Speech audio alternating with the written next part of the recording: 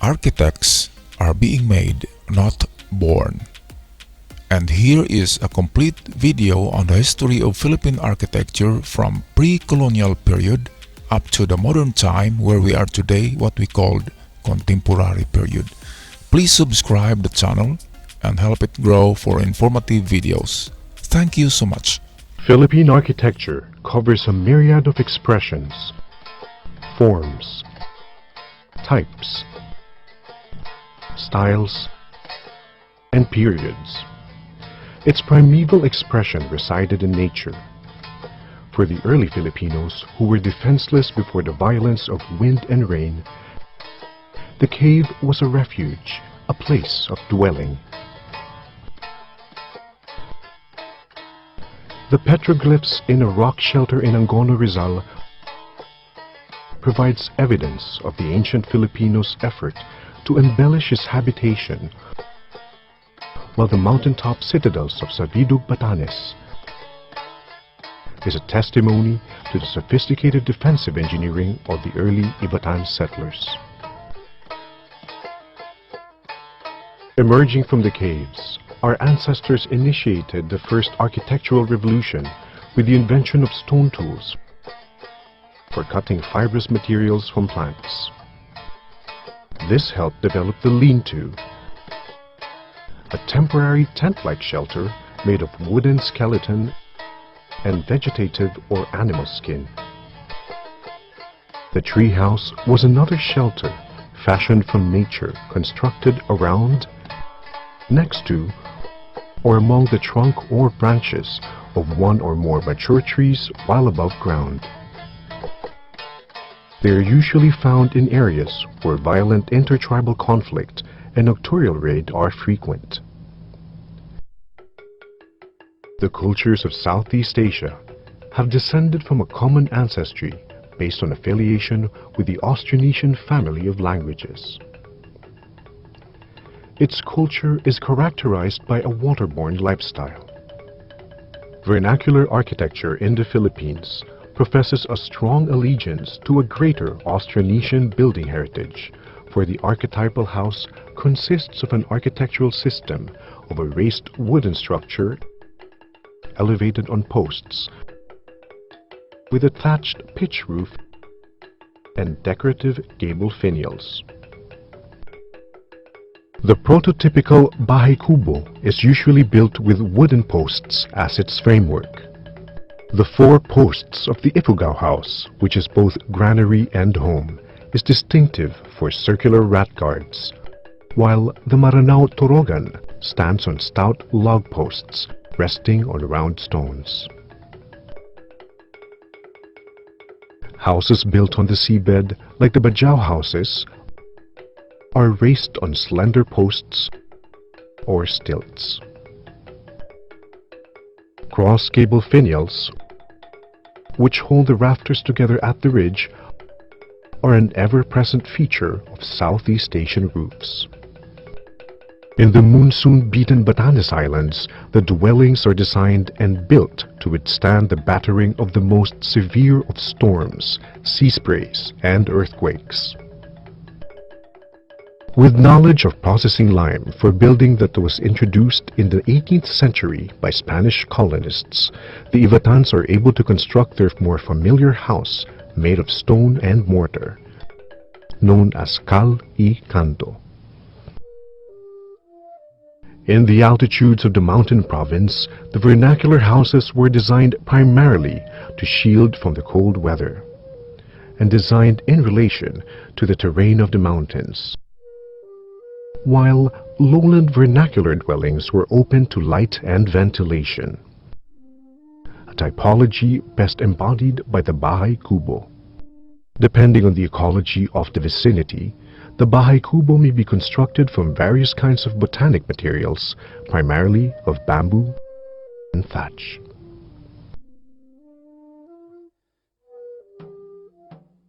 The Spanish Empire's attempts to bring Mindanao under its dominion were continuously foiled by its people, who were consolidated by the religion and political structure of Islam.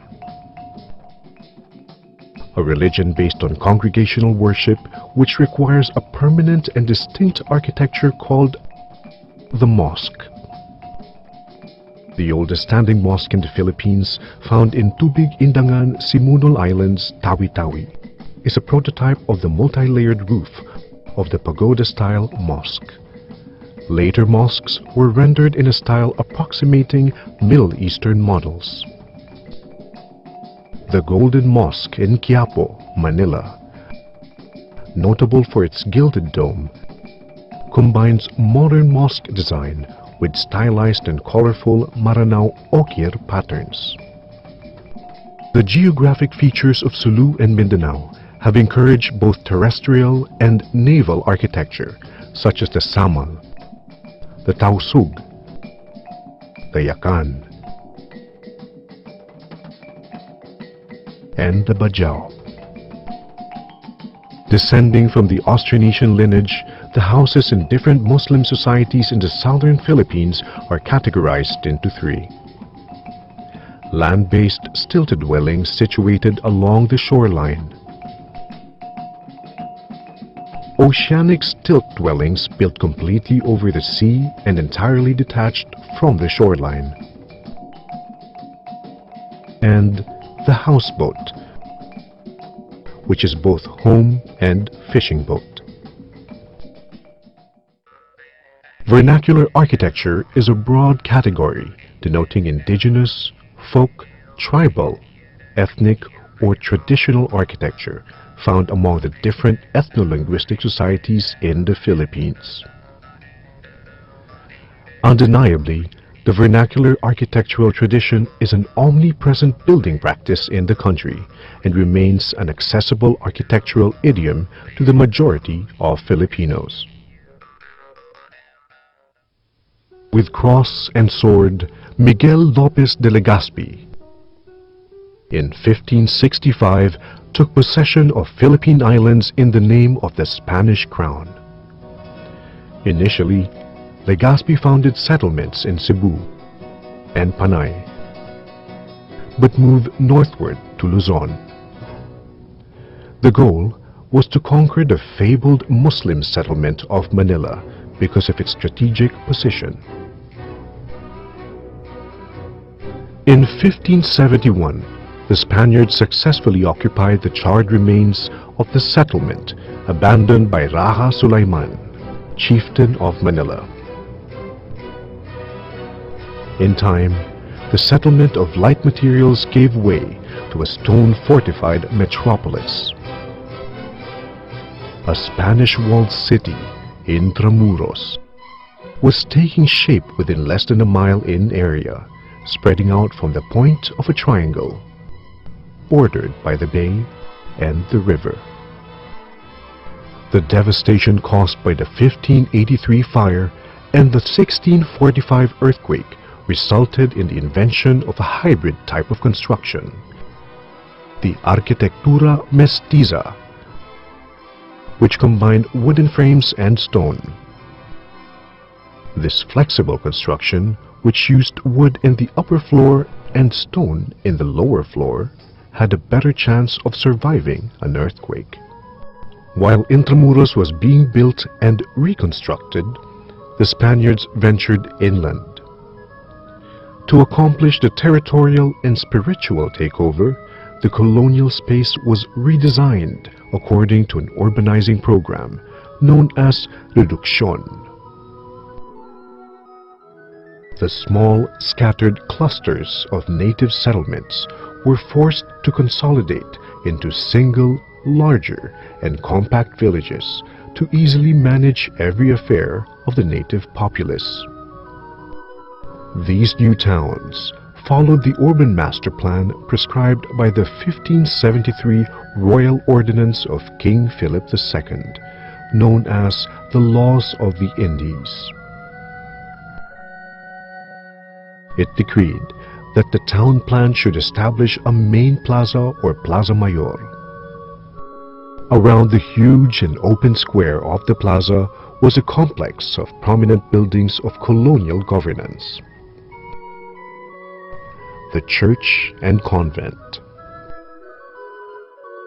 the Casa Real or Town Hall, the Tribunal, the official residence, and other important government buildings. The marketplace and residences of various social classes were also distributed hierarchically around this complex.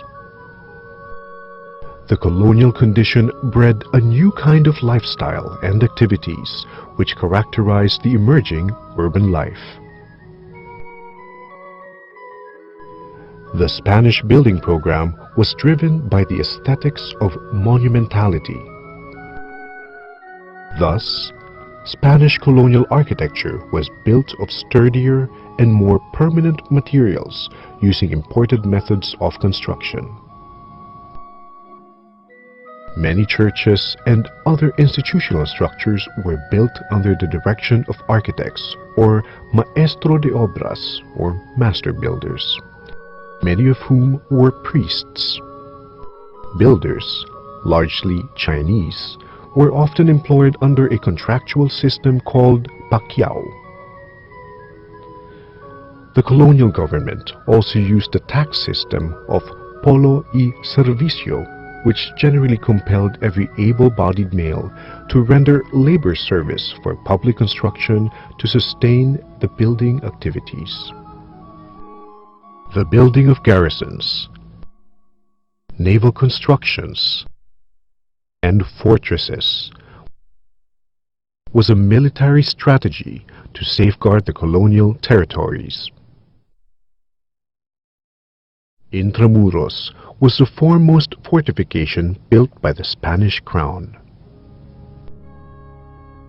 The religious orders undertook the spiritual governance of the Filipinos and initiated the building of ecclesiastical edifices, churches, belfry, monasteries, and convents. In newly founded parishes, the church occupied the most prominent site of a town and functioned as a site of evangelical mission in the area. The earliest churches were rendered in the vernacular idiom, simple in plan and fashioned of light materials with a high-pitched roof. Inside, the floor was either raised or of compacted earth, defining a rectangular nave. These structures were later expanded and made of adobe stone, coralline limestone or brick, and were reinforced with buttresses to ensure their strength during earthquakes. Ultimately, the churches evolved into monumental stone sanctuaries that allowed indigenous motifs to coexist with European styles. The Chinese and native artisans interpreted and executed the ornaments from classical, Romanesque, Gothic, Baroque, Rococo, and Mudéjar sources, not strictly according to formal rules of the style, but on their own aesthetic discretion, often in simplified form and incorporated with local tropical motifs and Chinese decorative elements, which exemplifies the tendency of colonial ornamentation towards horror-vakui. The whole external composition was lorded over by 1 or 2 bell towers, or campanario, ranging from 3 to 5 stories. The towers attached to the church were usually provided with a baptistry at the ground floor. Adjacent to the church was a parish house called convento. It served as lodging house for visiting dignitaries, storerooms for food and armaments, school, office, and parish archives. Another component of the church complex was a graveyard, or Campo Santo. From the 17th and 19th century, a new domestic prototype sprung from 2 centuries of development. The Bahay na Bato descended from the Bahay Kubo and resembled the Arquitectura Mestiza in the 17th century. These houses were typically 2 stories, with the ground story made of massive cut stone or brick walls, and the upper story level built of hardwood. The house was capped by a hip or gabled tiled roof with a steep slope. By the last quarter of the 19th century, Manila experienced an urban sprawl. Urbanization spilled over the old walls into the various arrabales or nearby suburbs. The accessoria, or apartment dwellings, were another consequence of industrialization that grew from the migrant laborers' need for cheap housing in commercial and industrial areas. Civic architecture, such as the Palacio Real, the Ayuntamiento, and the Aduana, epitomized the Spanish administrative institutions. The Casa del Ayuntamiento occupied an entire block on one of the sides of the Plaza Mayor of Manila. Across the Ayuntamiento was the residence of the highest official of the land, the Palacio del Gobernador General, or Palacio Real. 2 types of school buildings surfaced during the Spanish colonial period: the Colegio, or Universidad, found in urban areas,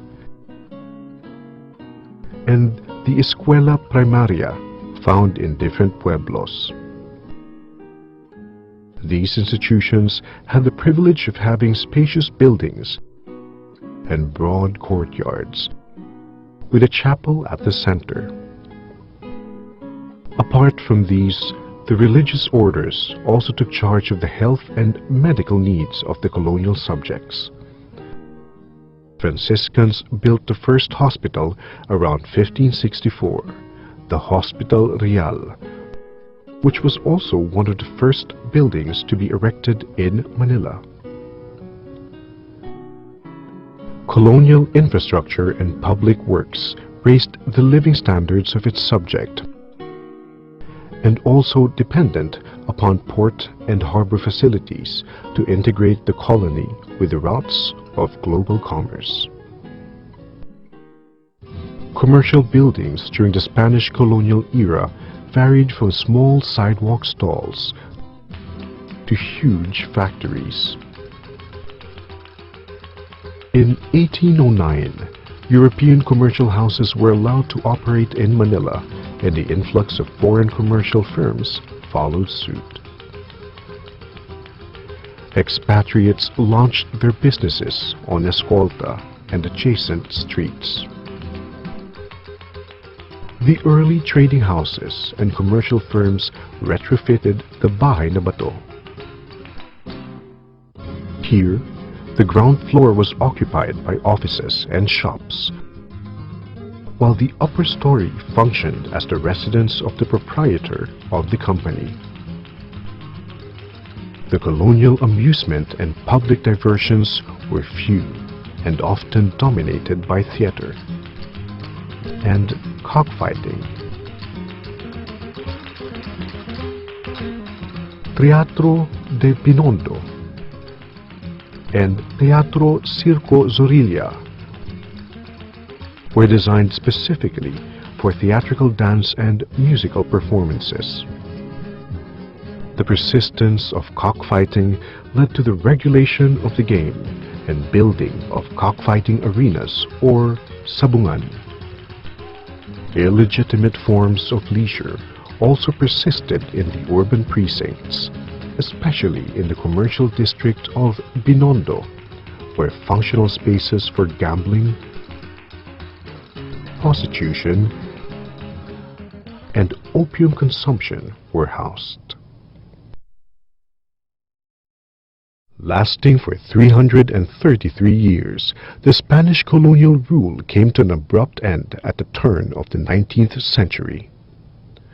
With Spain's defeat in the Spanish-American War, a new era dawned.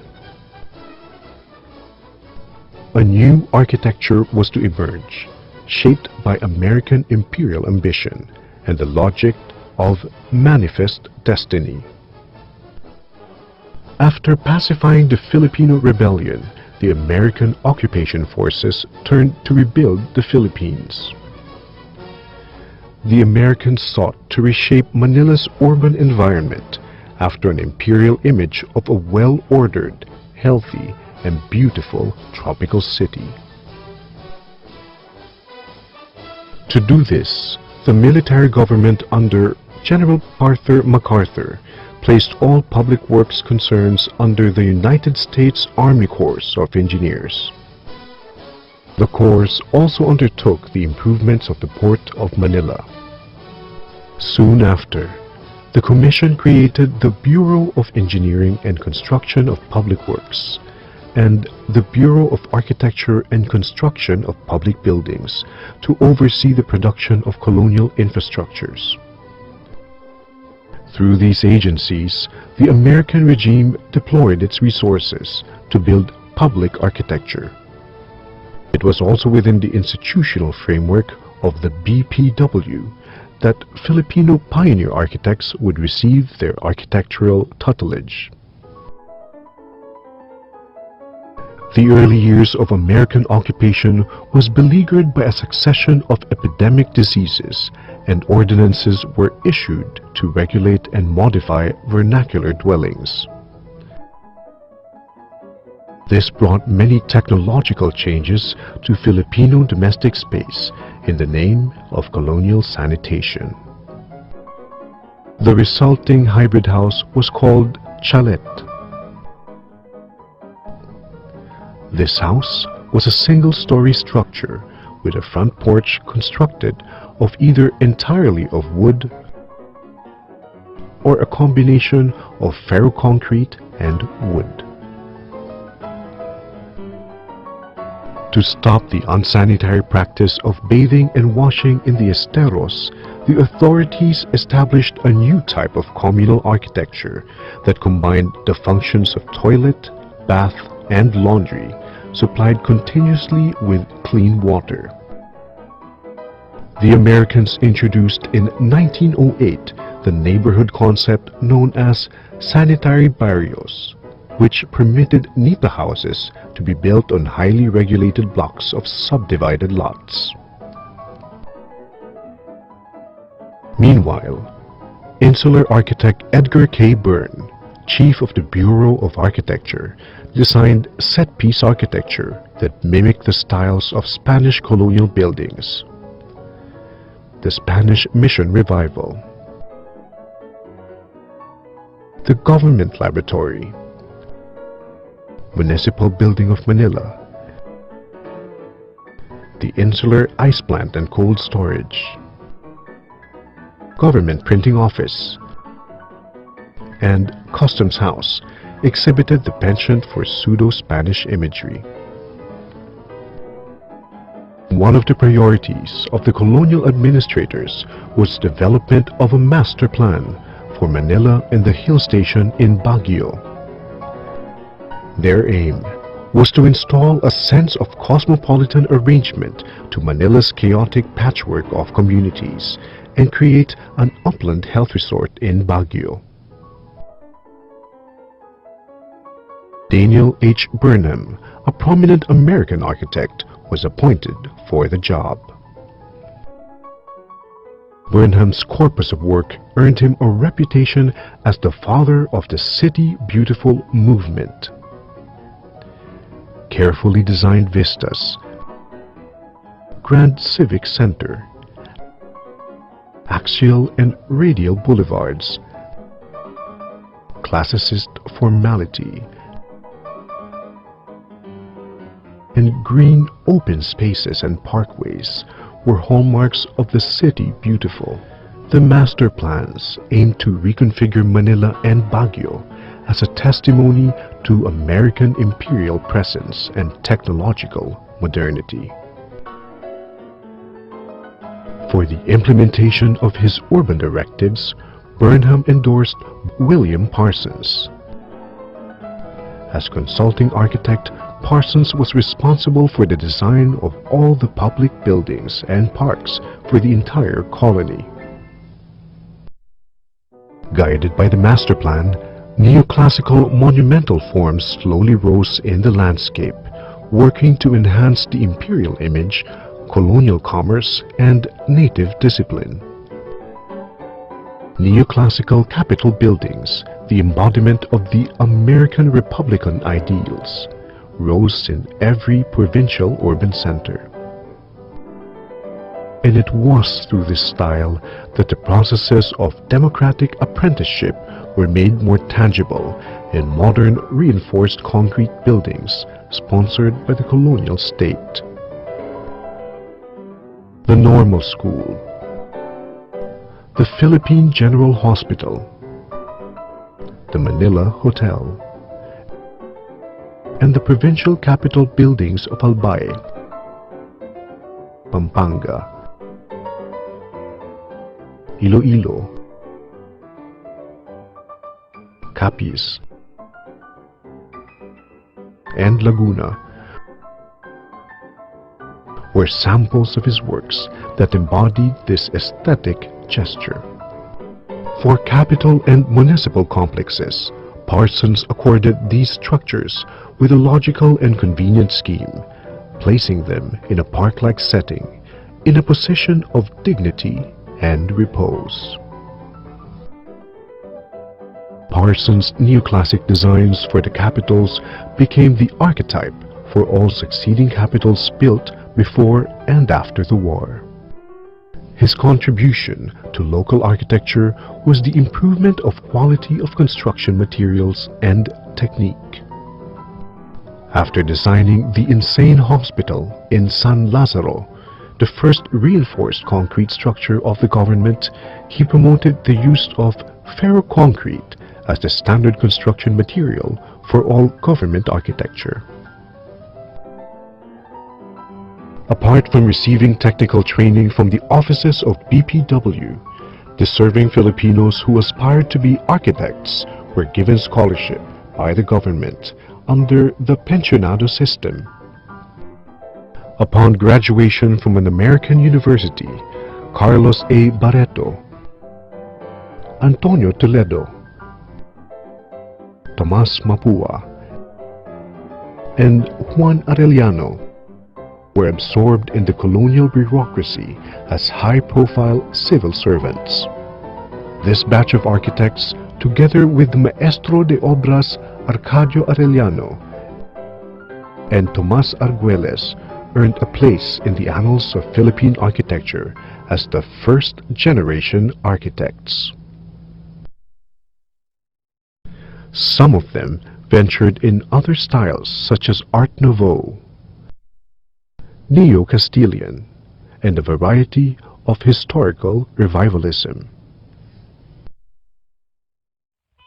By the late 1920s and 1930s, the dominance of neoclassicism was challenged by the second generation of Filipino architects who returned from their overseas studies and European trips. The leading protagonists were Andres Luna de San Pedro,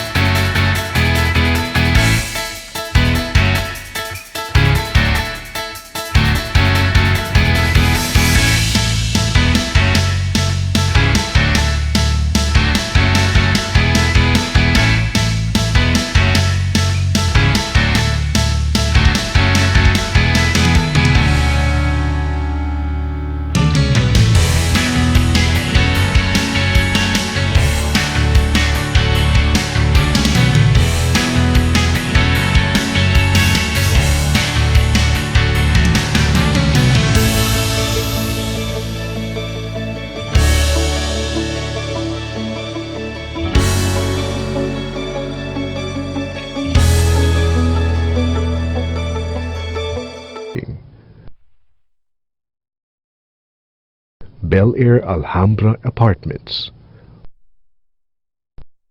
Marsman Building,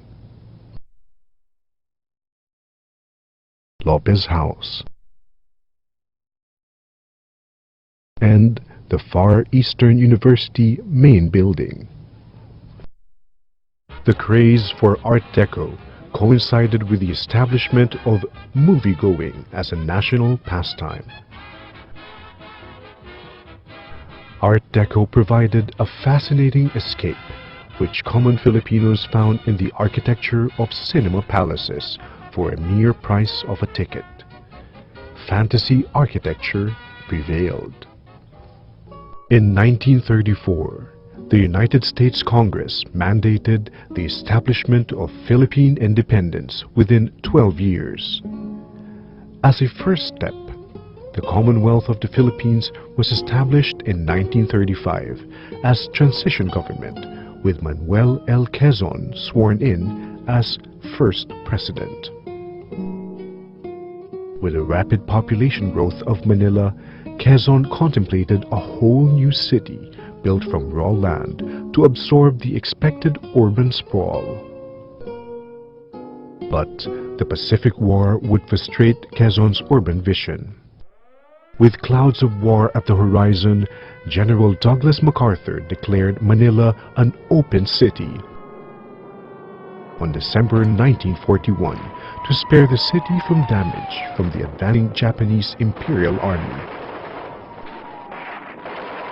The outbreak of World War II and the subsequent Japanese occupation of the Philippines brought widespread poverty, suffering, and death. The political and economic instability spurred by the occupation proved to be detrimental to architectural production. What happened during the 3-year regime was a takeover of private and public buildings by the Japanese Imperial Army for military and political purposes. In February 1945, the Americans were set to reclaim Manila. The last days of war witnessed the wholesale destruction of Manila's built heritage and the irreplaceable treasures of colonial architecture.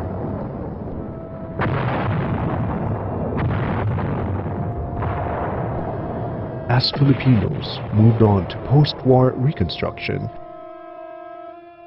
they were gripped by nostalgia for the nation, a sense of mourning for the things lost during the war.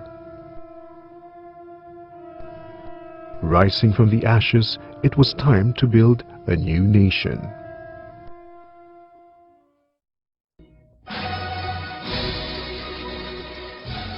At the end of the Pacific War, Manila lay in ruin. Yet war-torn Manila rose again. Out of the ashes, Filipinos moved on to rebuild their lives and found in modernism the foundation on which to erect a new nation. On July 1946, the Philippine Islands became the independent Republic of the Philippines. The U.S. War Damage Rehabilitation Fund was also instrumental in resurrecting Manila's pre-war neoclassical splendor. The Manila City Hall, Post Office Building, Agriculture and Finance Buildings, Legislative Building, and a group of buildings of the University of the Philippines in Manila were rebuilt approximating their original plans. A construction boom followed suit. The architects joined the reconstruction euphoria. Post-war austerity meant straightforward and no-nonsense architectural forms, which modernism readily supplied. Form follows function was the new doctrine proclaimed by the third-generation Filipino architects, namely Cesar Concho, Angel Nakpil, Alfredo Luz, Otilio Arellano, Felipe Mendoza, Gabriel Formoso, and Carlos Arguelles. Modern architecture's simplified geometries were in accordance to the demands of honesty expressed in materials, structure, and form, maneuvered in restraint rather than indulgence, valuing simplicity over complexity. Mid-century modern aesthetics was also influenced by new materials and scientific events, particularly space exploration, which fueled much faith in technology and the future. This so-called space age of the 1950s had since been translated into a visual language of long, lean horizontal lines, suggesting airplane wings, soaring upright structures, and parabolic arches that direct the eye to the sky, and sharply contrasted angles that express speed. Innovations in building materials, including reinforced concrete, plastic, and steel, made it possible for architects to manipulate materials to the point where buildings became sculptures. Advanced engineering techniques allowed new shapes and structural configurations to be performed in thin concrete shells, concrete folded plates, and space-framed structures.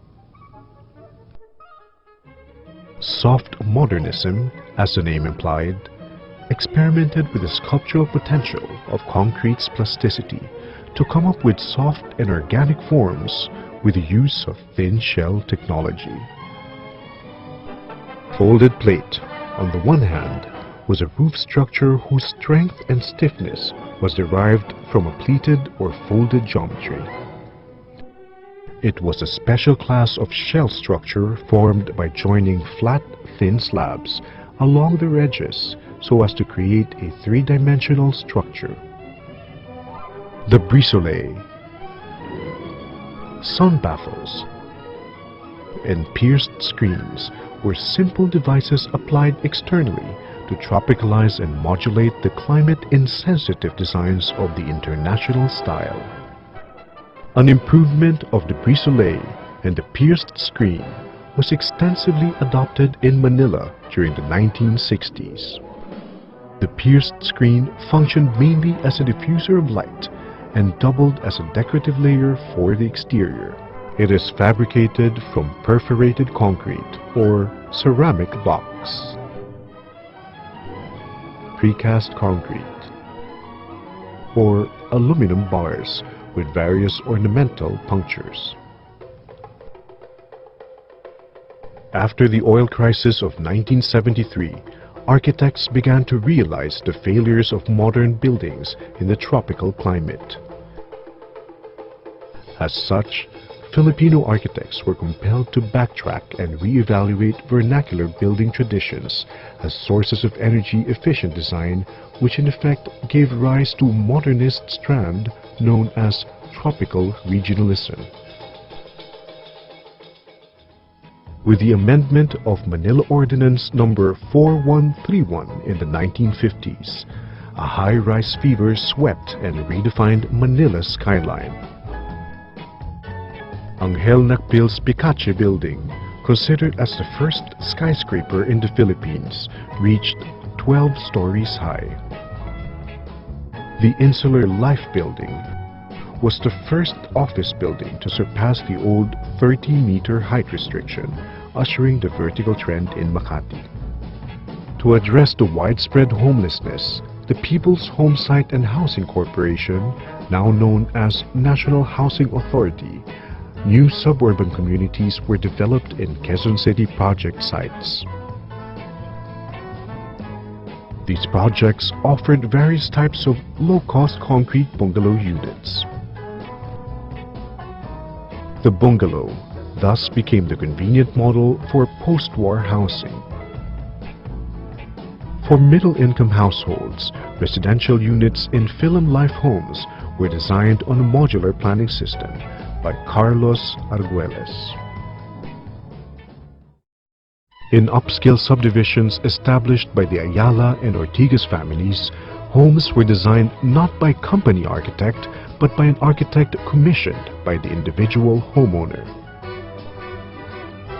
Such allowed a great variety of domestic architecture in which the size of the carport was an index of status. Tall and multi-storied apartments played a new role in providing Filipinos with modern housing. Monterey Apartments and Carmen Apartments epitomized the modernist high-rise apartments of the period.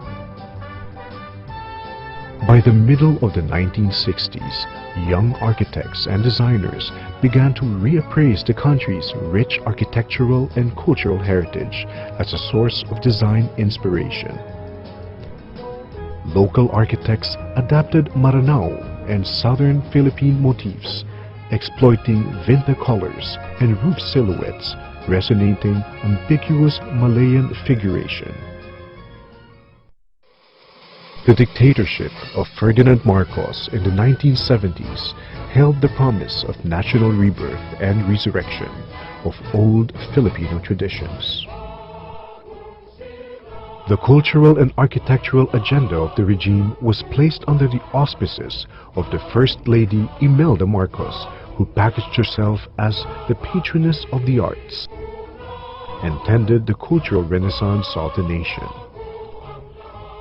The colossal building projects of the Marcoses, cultural buildings, finance complexes, medical centers, bliss, hotels, convention centers, sports complexes, airports, official residences, and a Filipino theme park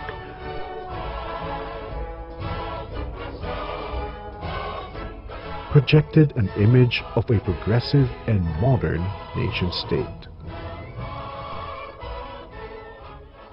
The essential characteristics of the Bahay Kubo are reinterpreted by means of crisp modernist vocabulary in the cantilever projections in Leandro Locsin's buildings at the Cultural Center of the Philippines Complex, the CCP Main Theater,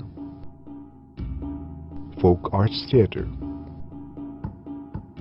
Philippine International Convention Center, and the Philippine Center for International Trade and Exhibitions demonstrate Locsin's application of abstract cubist principles to distill the essential and floating qualities of the Bahay Kubo into sculptural edifices. A more profound allusion to the Bahay Kubo and a departure from the modernist box is Locsin's design for the National Arts Center. The pyramidical superstructure evoked the roof lines of Austronesian stilt dwellings. Such imagery was later rehashed for the other state buildings like the Batasang Pambansa and Baguio Convention Center. Taking the same romantic nationalist strategy, Francisco Manyosa used an imitative and straightforward approach for his Tahanang Filipino or Coconut Palace.